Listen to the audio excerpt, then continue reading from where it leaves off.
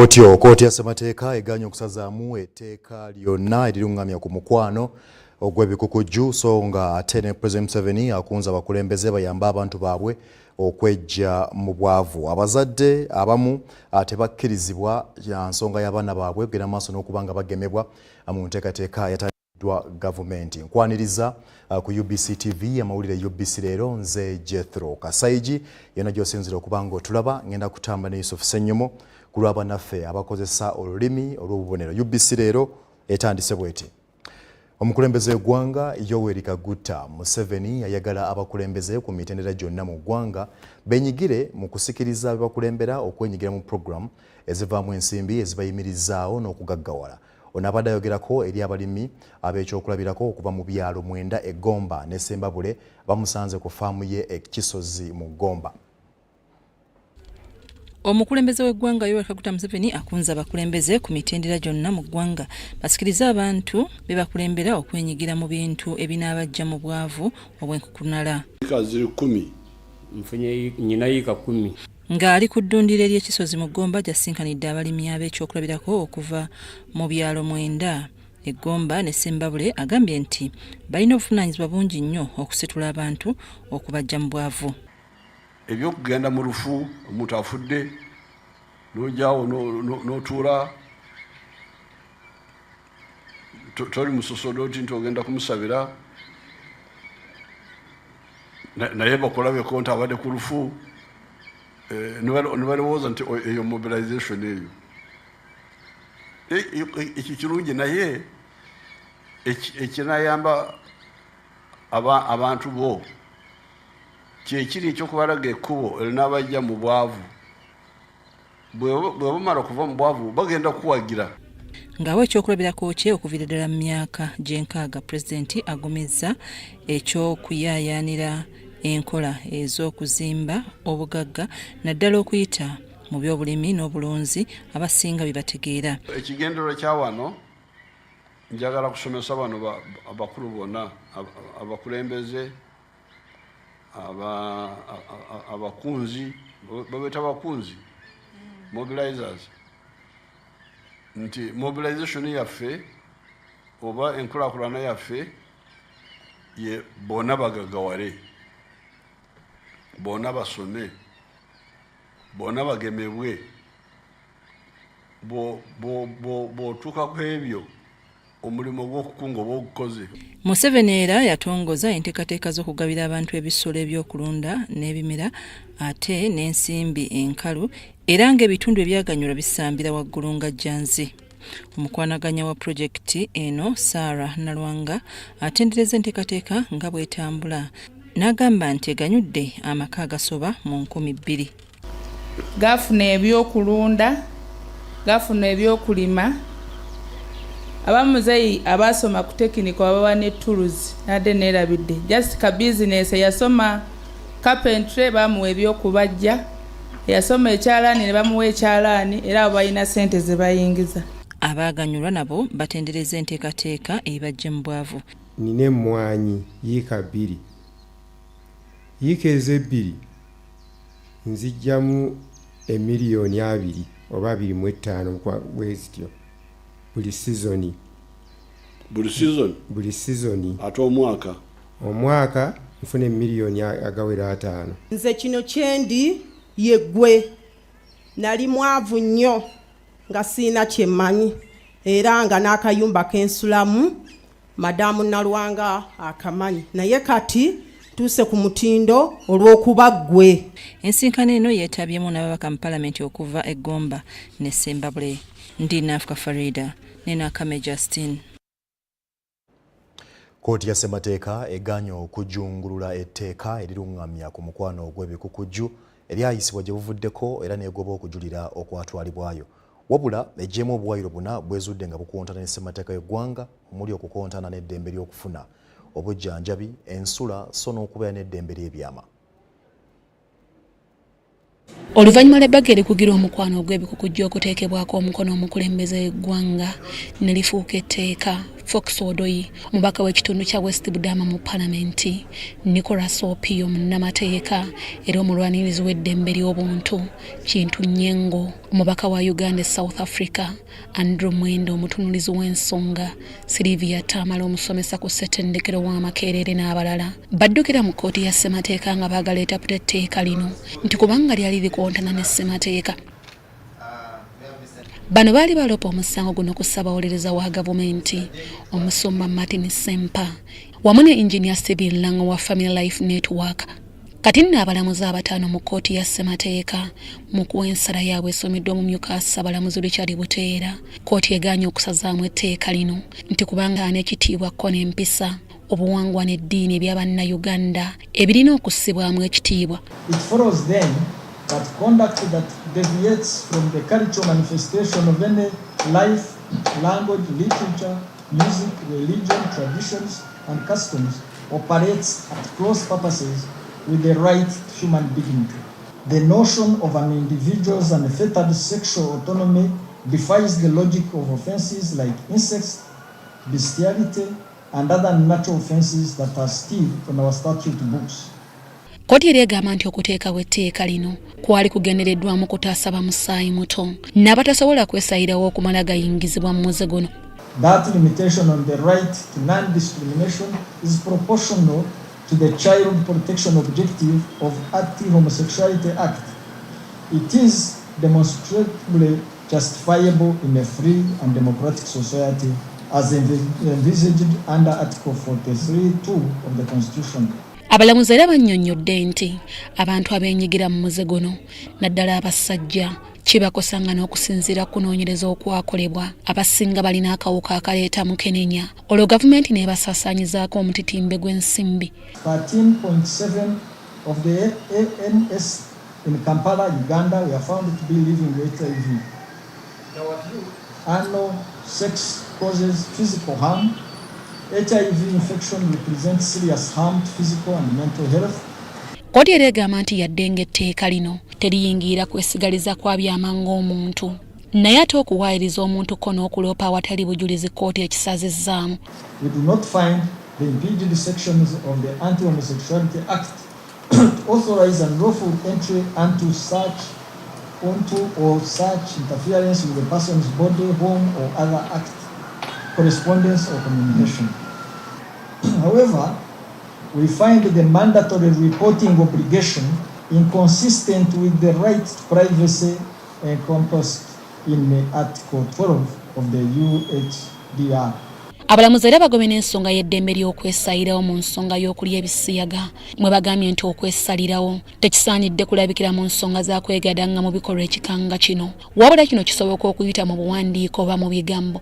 Kkooti wabula esazizzaamu akawaayiro nnamba 311 ne 912 nti kubanga obuwaayiro buno bugaana abantu abali mu muze guno okufuna obuyambi ko n'okufuna ebasula ssaako n'obujjanjabi ko n'ebirala. We take the view that the reporting obligation under Article 14 would indeed have a chilling deterrent effect on access to health care by homosexual patients.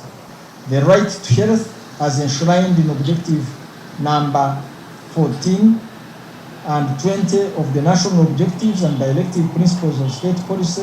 Okutwalizaamu kkooti ya ssemateeka egaanye okusazaamu etteeka lino lyonna wabula n'eggyawo obuwaayiro obumu obulabika nga bukontana ne ssemateeka w'eggwanga. Abatwala omusango guno mu kkooti bategeezezza nga bagenda okujulira mu kkooti ensukkulumu olw'obutaba bumativu ku nsala eno. How can a judge make a judgment on such an important matter based on public sentiment rather than on the Constitution? Not once has one human being been arrested for recruiting children into homosexuality. So it is really an attempt by the court to throw some things at the public to try and ameliorate what I think is a very poor judgment. Wabula abawaabirwa mu musango guno bo balaze essanyu olw'ensalawo ya kkooti. Okusooka neebaza abalamuzi bano abasazeewo singa pepe badde ya 100% tukoze 95 etteeka likyaliwo. Nze Namammonde Deborah akusakidde bino. Kale okosijja gattako kyange byebyo ebivuddeyo mu kkooti awo tuvuddewo President Yoweri Kaguta Museveni ategeezezza nga gavumenti bwemaliridde okutumbula sayansi ne tekinologiya ng'emu ku ngeri y'okutumbula enkulaakulana.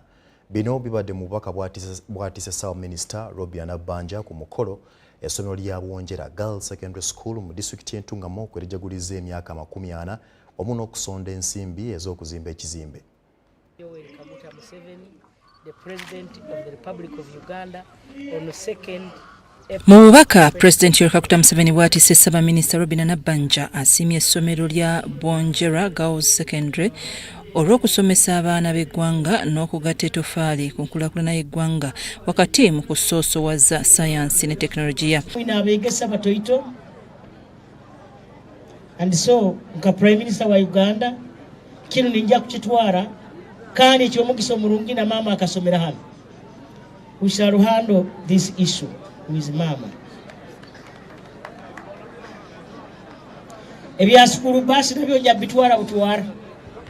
Museveni agamba ekigendera ky'omwaka 2040 we gunaatuukira ng'ebyenjigiriza bya Uganda biri mu mbeera ekyusa Uganda okutuuka ku middle income status. Bishop w'obulabirizi bwa South Ankole Right Reverend Nathan ahimbisibwe asiimye President Museveni olw'okuwagira enkulaakulana y'eggwanga. Nabwe ekyo twakusiima ogende twembalize His Excellency the General Yoweri Kaguta Museveni na Mama Janet for the support they are doing. Kana niimo kubalonda, support them. You are the right choice. Omubaka omukyala ow'Entungamo Jocelyn Kamateneti n'abakulembeze abalala basabye gavumenti okubakwatizaako ku byenjigiriza, enguudo n'ebisomooza ebirala. Kata computers nk'okumukumanya kya new curriculum konka twantusha abaana 63 computers tulina mu computer lab. We really need more, and if possible government kuyakubaasa kutwongera and a computer lab bakaje expandinga. I'm very sure we shall be grateful nk'Abanyantungamo. Abamu ku basomerako ku ssomero lino basimye Pulezidenti olw'okuwagira omwana omuwala. Ssaabaminisita mu kwanukula ebimu ku bibasoomooza ategeezezza nga gavumenti bwegenda okukola ku nsonga zaabwe gamba nga amasannyalaze n'okufuna abasomesa abamala mu masomero. President Yoweri Kaguta Museveni awaddeyo obukadde bwa 80 ziyambeko mu kuzimba ekizimbe kya multipurpose hall mu ssomero. Minisita w'ebyenjigiriza n'emizannyo era mukyala w'omukulembeze w'eggwanga Janet Kataha Museveni asabye abazadde obutasuula buvunaanyizibwa bwabwe eri abaana naddala okufaayo okumanya biki bye balaba ku TV n'amasimu so ne ku mitimbagano. Bino bibadde mu bubaka bw'atisse Minisita w'ebyobulamu Dr. Jethro Kasaigi ku mukolo gw'okutongoza enteekateeka etandikiddwawo ekkanisa ya Uganda egendereddwamu okulongoosa ebintu abaana bye balaba ku TV n'emitimbagano etuumiddwa Safe Screens, Safe Kids. Ekkanisa ya Uganda etongozza enteekateeka etuumiddwa Safe Screens, Safe Kids ng'egendereddwamu okulambika biki abaana bye balaba ku TV, amasimu n'emitimbagano nga bali waka ne mu bifo ebirala. Ng'atongoza enteekateeka eno, Minisita w'ebyenjigiriza n'emizannyo era mukulembeze w'eggwanga Janet Kataha Museveni mu bubaka bw'atisse Minisita w'ebyobulamu Jethro Kasaigi yeebazizza ekkanisa ya Uganda olw'okuleeta enteekateeka eno egendereddwamu okulambika abaana. I am so appreciative of the Anglican Church in Uganda for taking a societal and community-based approach to considering and addressing the best use and regulation of these contemporary forms of communication. Mukyala Museveni asoomozezza abazadde nti newankubadde tekinologiya yeeyongedde naye tebalina kwesuulirayo gwa naggamba ku kulambika abaana baabwe bwe baba bakuwangula ensi eno. I urge you all to purpose to use technology in moderation so as to mitigate its effects and to avoid becoming over-dependent. Ono ayongeddeko nti kyannaku nti abaana bangi baayigira emize mu kiseera ky'omuggalo gwa Ssennyiga Lumiimamawuggwe nga basomera ku mitimbagano. N'asaba buli ssekinnoomu okusitukiramu okuzza empisa mu baana. Regrettably, there was a significant disadvantage in the use of these media and communication platforms due to the shift in schooling towards online learning. Ssaabalabirizi wa Uganda Dr. Stephen Kazimba Mugalu ategeezezza nti baakukozesa emikutu egy'enjawulo okubunyisa enteekateeka eno okwetooloola eggwanga osanga ne mu mawanga amalala. Tugenda kukozesa emikutu gyaffe egisingira ddala ekisooka ky'ekituuti okwogera eri abazadde n'abantu abajja okusaba mu makanisa. Ate kino tekiri ku kanisa yaffe ya Anglikani yokka, wabula kigenda kugaziwa wonna. Kyova olaba tuyise n'abasiraamu n'abakatuliki. Minisita w'amawulire n'okulungamya eggwanga Dr. Chris Balyomunsi yeeyamye nga minisitule bw'egenda okuwagira ekkanisa ya Uganda okulaba ng'enteekateeka eno egenda mu maaso kubanga ejjidde mu kiseera ekituufu. Ffe nga gavumenti nga minisitule y'ebyakalimagezi n'okulungamya eggwanga tujja kukwatagana n'ekkanisa tukolagane wamu okulaba nti kampeyini ebeere successful. Mu ngeri y'emu Balyomunsi awabudde emikutu gy'ebyamawulire okwongera okusunsula biki bye bateeka ku TV ne bye bafulumya balabe nga tebyesittaza baana.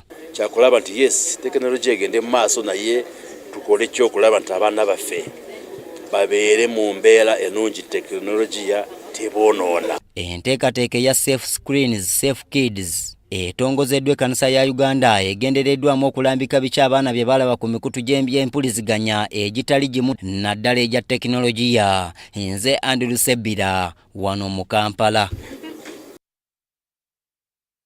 Yongerayo Balaam Barugahara eyakalondebwa ku bwa minisita omubeezi ow'ensonga z'abavubuka n'abaana akwasiddwa woofiisi okuva eri Sarah Mateke abadde mu woofiisi eyo. Omukolo guno gukoleddwa minisita omubeezi minisitule eno Helen Asamo ku lwa mukama waabwe Betty Amongi atali mu ggwanga.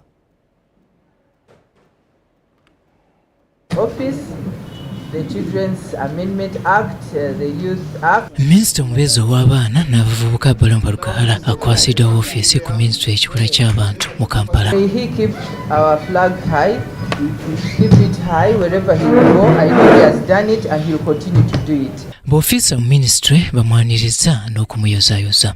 The new Minister of State for Youth and Children Affairs. I think that it is fair to say that this particular one is more of a youth minister than a children's minister. As a technical team and on the behalf of the people you see here, we are all committed to work with you. We are all in this business.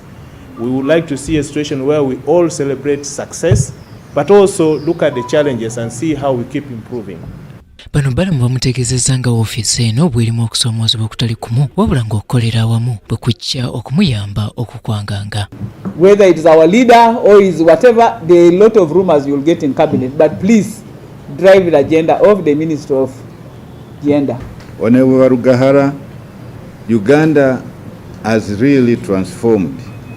We have peace, we have security, the infrastructure is really good and we shouldn't take it for granted. Ku lulwe minisita abadde mu woofiisi eno Sarah Mateke afumiitiriza ku mbeera y'emyaka 2 n'ekitundu gy'amaze mu buweereza buno. I just want to tell you that the only worst time I have had here that I can never forget is the day when we have Youth Day. If you want pressure, that is the day. Do you know that you have a Youth Day on 12th August and there are no funds and the youth are telling you we want council. Council must happen and you have nowhere to get the money. So since you've been a businessman, maybe you'll be lending them so that these things happen. Balaam Barugahara agamba nti wakuteeka ku mwanjo ebyo ebikwata ku bavubuka n'abaana. But you cannot change the youth unless the youth leaders have changed and exemplary. So you the youth leaders, I know you have a small budget. Let us use that budget meaningfully for development, not for functions. Balaam yeeyama n'okuwagira ku kutuukiriza manifesto ya NRM. I am a people minister and I will be a people minister. My door is open to general public every Tuesday. Only on Tuesday, Mondays for cabinet, the rest of the days are for field work. Nze Robert Nyango. Matukyali mu mbeera y'emu eyo minisita omubeezi ow'abaana n'abavubuka Balaam Barugahara atuuse mu paalamenti olunaku olusookedde ddala bukyalayizibwa era okuva lwe yalonderwa era ensonga gy'asookeddeko yakusaba ab'oludda oluvuganya gavumenti okumuwa olukalala lw'abantu abavunaanibwa ensonga z'ebyobufuzi abakyali mu makomera obudde buno. Ono ku lunaku olw'okulayira mu maka gwa President Entebbe yasaba President abasonyiwe. Wabula akuli oludda oluvuganya gavumenti amwanukudde n'amutegeeza ng'olukalala lwamusaba bwe luli mu ofiisi ya Ssaabawolereza wa gavumenti. Baminisita n'ababaka abajja era nabo balayiziddwa. I, Dr. Mona Kenneth, swear in the name of the Almighty God. Baminisita abakalondebwa balayiziddwa mu Paalamenti era nga basuubirwa okutandika emirimu gyabwe mu butongole. That I will be faithful and bear true allegiance to the Constitution of Uganda. Bano era basabiddwa sipiika okwogerako eri ababaka omulundi gwabwe ogusookedde ddala. And I pray that all of us in this house, God will support and help us to remind us of our duties on both sides of the house to continue to serve and serve together for the good of our country. Thank you very much and God bless. Minisita omubeezi w'ensonga z'abaana n'abavubuka Barbara Lukahara ye anenyeza ab'ekibiina ki National Unity Platform olw'obutafaayo okumuwa lukalala lw'abantu be bagamba nti bali mu makomera ku nsonga ez'ebyobufuzi ng'ate yalusaba dda. Balamu akkiriza nti bano bamu bamaze akaseera nga bali mu nkomyo kyokka nga yasaba omukulembeze w'eggwanga basonyiibwe. When I was in the appointments committee, the speaker requested me to speak to His Excellency to ensure that no supporters are released. The president, in his own voice and video, he said, give me the list. I requested the National Unity Platform to avail the list. Hope the leader of opposition is here. I'm yet to get it. Wabula kuri oludda oluvuganya gavumenti Joel Ssenyonyi amwambalidde n'ategeeza nga byayogera bwe kuli okukyamukkiriza nti kubanga olukalala lwa ssaba lwakwasibwa dda ssaabawolereza wa gavumenti gy'asobola okulujja bw'abeera nga ddala alwetaaga. We discussed in this very parliament issues of missing persons and we tabled that list here in parliament. We gave it to the Attorney General. Court is processing many of these matters and we have asked that they be released on bail. Mu lutuula lwe lumu omubaka omukyalo omujja wa disitulikiti y'Eddokolo Aguti Sala naye alayiziddwa Songa ne David Ochwa ow'essaza ly'e Aguli e Palisa alayiziddwa oluvannyuma lwa kkooti okusazaamu okulondebwa kwa Paul Kapogwa gw'eggamba nti ddala obuyigirize bwe bwali tebuwera. The people of Dokolo, they are okay, but only that they have one problem. My people are dying in the lake. I want this house to help me. Colleagues, we are back here to work for the country. Thank you for accepting us and receiving us. And I pledge that as a representative of the young people, our pace is set. And we look forward to seeing how best Uganda can fully utilize its natural resources to fast track our development. Daniel Mugoya yakusakidde bino.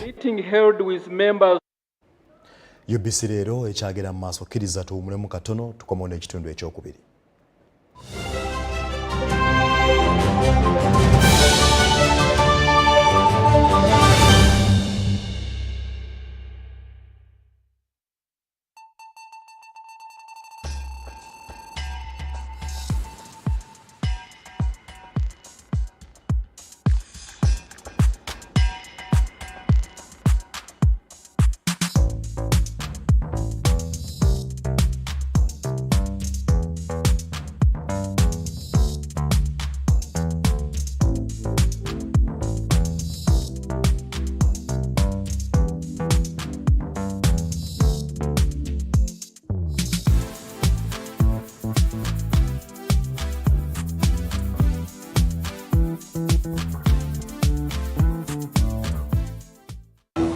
Fred!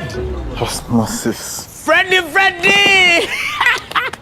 Fred Dollar! My boss, CEO Inojo, the general of generals, the conqueror of conquerors, the first and the final, the sky above the skies, the promised land, the terms and the conditions, the international king crocodile, the source of the Nile. Ero sina sente. Mpona emitwala abiri njera kujuzawo kaduka kange. The signs and symptoms of success, the bank commander, not the bank teller. Lwaki okalubirizibwa okufuna loan ng'olina MTN Momo? Weesootinge! Kozesa Momo app omanyika *555*5 okufuna looni ey'amangu. Londako looni ekukolera okuva mu looni ez'ebika eby'enjawulo eziva mu bannaffe be tukolagana nabo. Nga tuli wamu tewali kitulema. Gavumenti ya Uganda wamu n'ekitongole kyayo ekivunaanyizibwa ku bibalo ki Uganda Bureau of Statistics UBOS bategeeza abantu bonna abakwatibwako okuli abakulira abakozi ba gavumenti ku district, bameeya, ababaka ba president, bakalaani, bakansala, basentebe b'ebyalo abatuuze n'abasuubuzi bonna okukwatagana n'abakozi ba Ubc abatandisedde okweteekerateekera omulimu gw'okubala abantu n'ebyabwe okw'okubaawo ng'ennaku z'omwezi 10 omwezi ogwokutaano 2024 okubala abantu kwakumala ennaku 10 n'ekigendererwa ekyokumanya omuwendo n'ebifo ku tuli bameka, tuliwa, tubeera tutya, tulina ki era wa gye tujja obuweereza. Uganda Bureau of Statistics etandise okuwandiisa amaka mu bibuga 11 okuli Arua, Fort Portal, Gulu, Hoima, Jinja, Lira, Masaka, Mbarara, Soroti ne disitulikiti okuli Kampala, Wakiso ne Mukono. Okumanya ebisingawo kuba ku namba z'essimu nooti 755 34 21 28 oba nooti 773 34 21 28. Obubaka buno bukutuusibwako akulira Uganda Bureau of Statistics era avunaanyizibwa ku kubala abantu. Kya mugaso okubalibwa. Census 2024, it matters to be counted. Nyati Motion Pictures brings you Tuko Pamoja, Peoples of Eastern Uganda segment. How have they negotiated the colonial border that divided the Luya nation into two countries? The Basamia, Babukusu, the Bagwe, the Bamasaba, all belonging to the Baluya of Kenya. The last man to be identified as a Mugisu was Masaba. He just emerged from the ground like a mushroom. The confluence and hybridity of the peoples of the Great Lakes region come alive in eastern Uganda. Of course, the true Baganda, they know that they originated in Mount Elgon region. The share language with Bagwere. Screenings at Ham Cinemax in Wandegea on the 24th to 29th at 11:30, 2 p.m., 4:30 and 7 p.m. To get a ticket, call 0778 787 660. Tuko Pamoja? Ebiseera by'okuzaayo abaana mu masomero tebiteekwa kukaluubiriza n'akatono. Eno kusimba nnyiriri mpanvu kano kalipagano ka bidduka. Simanya kuzunga na banka siripsi. Kati osobola okusasula school fees z'omwana wo ate n'okola n'ebirala ntoko ku ssimu ye ey'omu ngalo. Ekikola kyangu nnyo. Nyiga bunyizi *185*8 ogoberera ebikulagiriddwa oba okozese app ya MTN Momo. Ate kati okola ki olwaleero? MTN Mobile Money Uganda Limited erungamizibwa banka enkulu ya Uganda.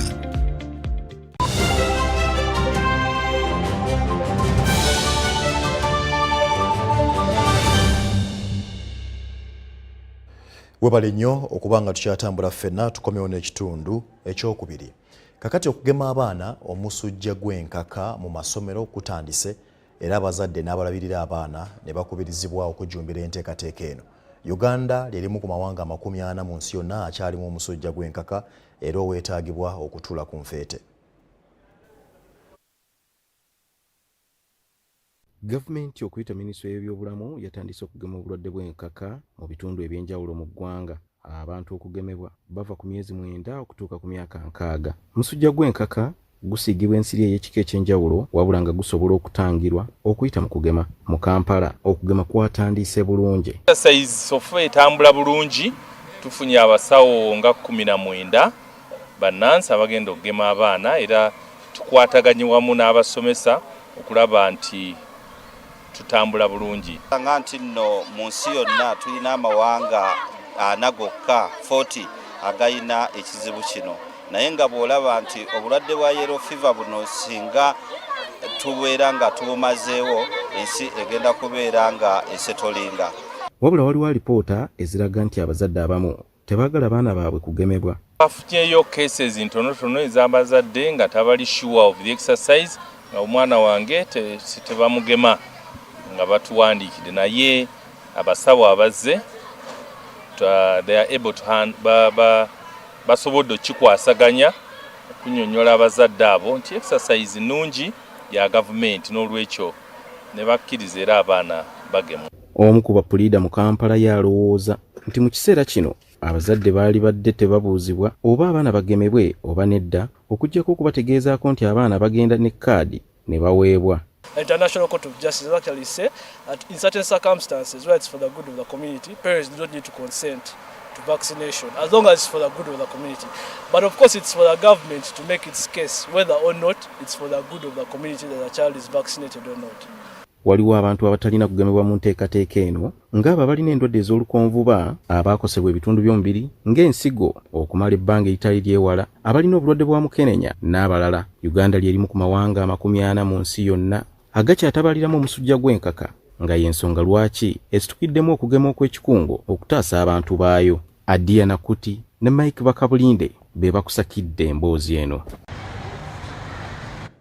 Uganda Wildlife Conservation Education Center WEC yakwongera ku nsolo eziri mu kifo ekyo n'ebyokulabayo ng'omuntu agenzeeyo mu kiseera ekitali kyawala nnyo. Wabula mu nteekateeka y'emu bakwongeza ne ku ssente eziyingira okuva mu Gw'omusanvu awo omwaka guno 2024. Akulira WEC Dr. James Musinguzi abadde ayogerako ne bannamawulire.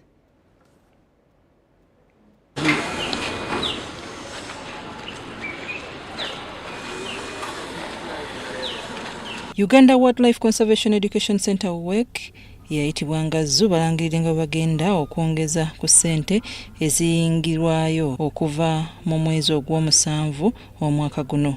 Kikoleddwa olw'okwongera ku mutindo gw'ebyo ebirabibwayo n'abantu bye banyumirwa okulaba nga bagenzeeyo.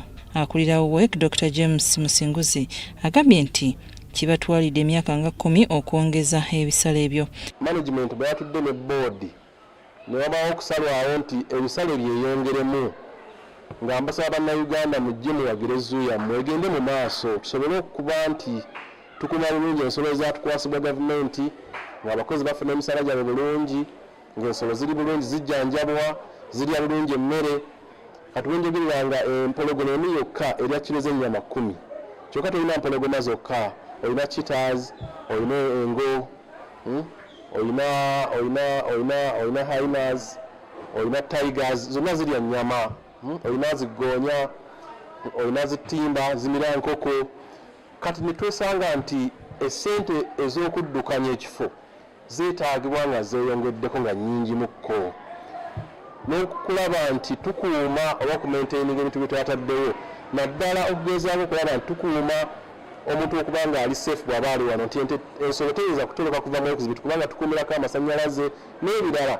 Ebyo byonna bitaagisa ssente. Bano era bagenda kwongera ku bisolo ebisangibwayo abantu bye basobola okunyumirwa okulaba n'okuyigirako. N'ekirala kye twakoze kwe kuleeta ensolo endala ne tugezaako nnyo okwongera ku bika by'ensolo bye tulina, kubanga twagala abantu bajje bayige ku miziro gyabwe. Tetwagala muntu ajje wano mu Zzu aleme kusangawo muziro gwe. Kati bwe twayongeddeko ensolo ezo n'okulaba zirabirwa obulungi, twetaaga emmere yaazo n'eddagala. Nga bakozesa ensimbi eziweereddwayo gavumenti so ne banka y'ensi yonna, WEC batandise n'okutereeza enguudo, okunyweza ebyuma n'ebifo omukuumirwa ensolo enkambwe n'ekifo omuwakisiza ensolo ezo eky'omutindo. Uganda Wildlife Conservation Education Center balabirira ensolo eziba zitaasiddwa okuva ku bulabe naddala okuva ku bantu abayigga, era ng'oggyeko okubeera ekyobulambuzi, abalambuzi naddala bamusaayi muto bayigirayo ebikwata ku nsolo ezo.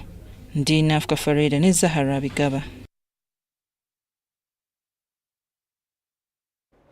Webale nnyo Nafuka Farida ne Zahara Bigaba. UBC Leero bwetyo bwetambudde sigenda sukkawo kkiriza nkusiibule. Nze Jethro Kasaigi, Yusuf Senyomo naye abadde wansi awo. Tukusiibudde.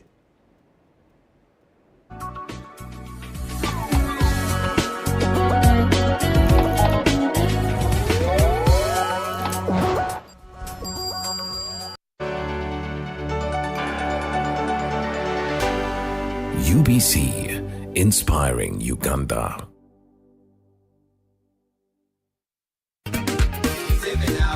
After the massive launch of the Museveni Warmer hit song in Kololo, Mukono, Nabweru Wakiso District and Masulita War Zone, Munamasa Kansereko Emma takes Museveni Warmer to Mityana on Friday, the 26th of April 2024 at Mityana Saza Ground. We shall start with Bulungi Wansi, a health camp, and then a boom of entertainment with thousands of comedians and artists, all at a free entry Anti Jaja Gabude. His Excellency Yoweri Kaguta Museveni will be our chief guest. Come, let's have fun with Jaja. Don't miss.